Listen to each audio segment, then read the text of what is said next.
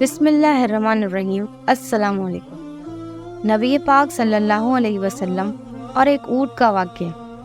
حضرت تمیم داری رضی اللہ عنہ فرماتے ہیں کہ ہم ایک بار حضور صلی اللہ علیہ وسلم کی بارگاہ اقدس میں حاضر تھے۔ تبھی ایک اونٹ بھاگتا ہوا آیا اور صلی اللہ علیہ وسلم کے سر انور کے پاس آ کر کھڑا ہو گیا، جیسے کان میں کوئی بات کر رہا ہو۔ آپ صلی اللہ علیہ وسلم نے فرمایا، اے اونٹ، پرسکون ہو جا۔ اگر تو سچا ہے تو تیرا رب تجھے فائدہ دے گا، اگر تو جھوٹا ہے تو تجھے اس جھوٹ کی سزا ملے گی۔ جو ہماری پناہ میں آ جاتا ہے اللہ تعالیٰ بھی اسے امان دے دیتا ہے، اور ہمارے دامن میں پناہ لینے والا کبھی نامراد نہیں ہوتا۔ ہم نے عرض کیا، یا رسول اللہ صلی اللہ علیہ وسلم، یہ اونٹ کیا کہہ رہا ہے آپ سے؟ آپ صلی اللہ علیہ وسلم نے فرمایا، اونٹ کے مالکوں نے اسے ذبح کر کے اسے کھا لینے کا ارادہ کر لیا تھا، تو یہ ان کے پاس سے بھاگ آیا ہے اور مجھ سے مدد مانگ رہا ہے۔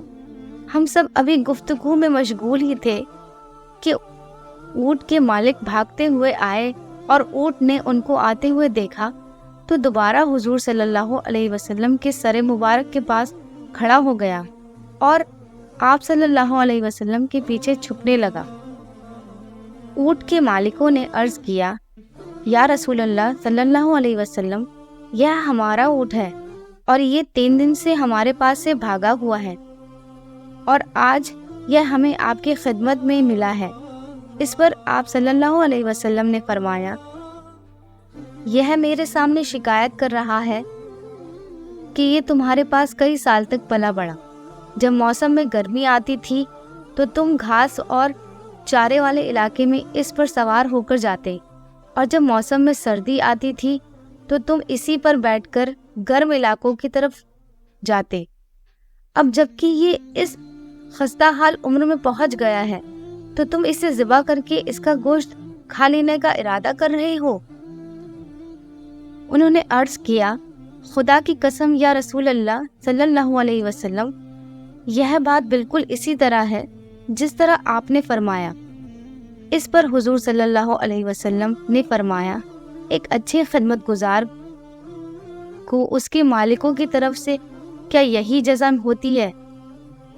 تو اونٹ کے مالک شرمندہ ہوئے اور رسول اللہ صلی اللہ علیہ وسلم سے معافی مانگی اور کہا، اب ہم نہ اسے بیچیں گے اور نہ ہی اسے ذبح کریں گے۔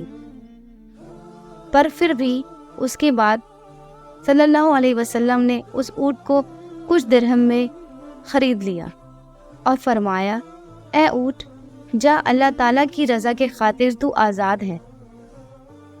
اس اونٹ نے حضور صلی اللہ علیہ وسلم کے سر مبارک کے پاس اپنا منہ لے جا کر کوئی آواز دی تو آپ صلی اللہ علیہ وسلم نے فرمایا، آمین۔ اس نے پھر دعا کی، آپ صلی اللہ علیہ وسلم نے پھر فرمایا، آمین۔ اس نے پھر دعا کی، آپ صلی اللہ علیہ وسلم نے پھر فرمایا، آمین۔ اس نے جب چوتھی مرتبہ دعا کی تو آپ صلی اللہ علیہ وسلم آپ دیدہ ہو گئے، آنکھوں سے آنسو بہنے لگے۔ ہم نے عرض کیا، رسول اللہ صلی اللہ علیہ وسلم، یہ اونٹ کیا کہہ رہا ہے؟ آپ صلی اللہ علیہ وسلم نے فرمایا، اس نے پہلی دفعہ کہا، نبی مکرم، اللہ آپ کو اسلام و قرآن کی طرف سے بہترین جزا عطا فرمائے۔ میں نے کہا، آمین۔ پھر اس نے کہا، اللہ تعالیٰ قیامت کے دن آپ کی امت سے اسی طرح خوف کو دور فرمائے جس طرح آپ نے مجھ پر سے دور فرمایا ہے۔ میں نے کہا، آمین۔ پھر اس نے دعا کی کہ اللہ تعالیٰ دشمنوں سے آپ کی امت کے خون کو اسی طرح محفوظ رکھے جس طرح میرا خون آپ نے محفوظ فرمایا ہے۔ اس نے پھر کہا کہ اللہ تعالیٰ آپ کی امت کے درمیان جنگ جدا نہ ہونے دے۔ یہ سن کر مجھے رونا آ گیا، کیونکہ یہی دعائیں میں نے بھی اللہ تعالیٰ سے مانگی تھی۔ پہلی 3 تو قبول فرما لی، لیکن آخری دعا سے منع فرما دیا۔ جب جبرائیل علیہ السلام نے اللہ تعالیٰ کی طرف سے مجھے خبر دی کہ میری یہ امت آپس میں جنگ کر کے فنا ہوگی، تو کچھ ہونے والا ہے، قلم اسے لکھ چکی ہے۔ محترم حضرت نبی کریم صلی اللہ علیہ وسلم کی حدیث مبارک میں جو لکھا ہے، آج وہ بالکل سچ نظر آ رہا ہے کہ آج کے دور پر نظر دوڑائے تو ہم یہی دیکھتے ہیں کہ مسلمان کس طرح ایک دوسرے کے خون کے پیاسے ہیں، فرقہ واریت کے نام پر ایک دوسرے کے جان کے دشمن بنے ہوئے ہیں۔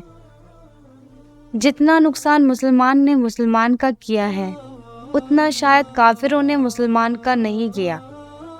ہمیں چاہیے کہ ہم اللہ تعالیٰ کی رسی کو مضبوطی سے تھام لیں، فرقہ واریت کو ختم کریں، ایک امت بن جائیں اور آپس کی نفرتوں کو ختم کر دیں۔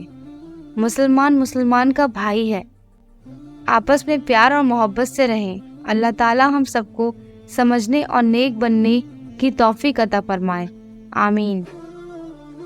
اگر یہ واقعہ آپ کو پسند آئے تو ہمارے چینل کو سبسکرائب کریں، لائک کریں، کمنٹ کریں اور شیئر کریں، اور اپنا خوب خیال رکھیں۔ اللہ حافظ۔